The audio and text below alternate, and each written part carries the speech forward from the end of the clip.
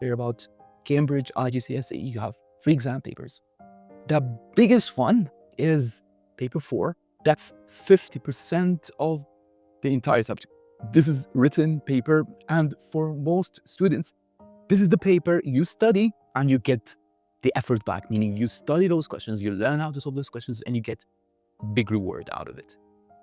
The other paper, which is paper 6, is worth 20%. This paper here is based on practicals, experiments. This paper is something that you don't need to study for. This is more of skill, solving exam papers, and you get good results out of it. But the thing is, I said skills here when it comes to paper 6 because you need time to develop skills. Skills like drawing, biological drawing, like you draw in a special way, like an art way to draw. Skills like graph and calculation. So that's paper 6. And again, this can be very easily secured. The one is the most challenging one. You realize later on that's paper 2. So this one, it's easier than chemistry paper 2. Yet it's more of understanding, more of a mindset on how to solve. That's the last 30%. The overall grade you will receive at the end of the year is out of 200. The total mark of all of these is 200 marks. So this is 50% of 200. How much is 50% of 200? Paper 4 is going to be 100 marks. Paper 6 is going to be 40 marks. Paper 2 is going to be 60 marks. 200 you get is based on all those 3 papers. Paper 2 exam is multiple choice. So you have 40 multiple choice questions. You need to solve those 40 questions in 45 minutes. There are 40 marks.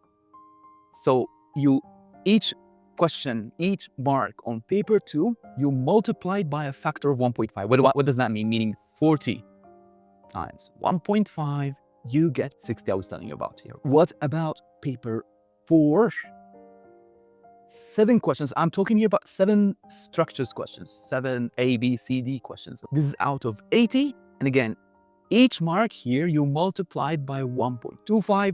So you get 100.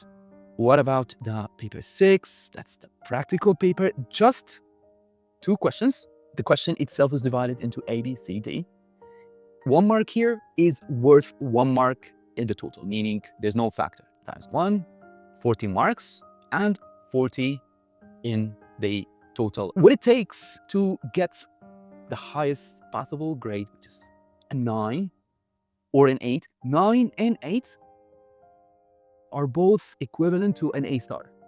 I always recommend this system when you're registering for your exams, for your finals. You do that sometime in February, January. Try to register for the numerical system called CX.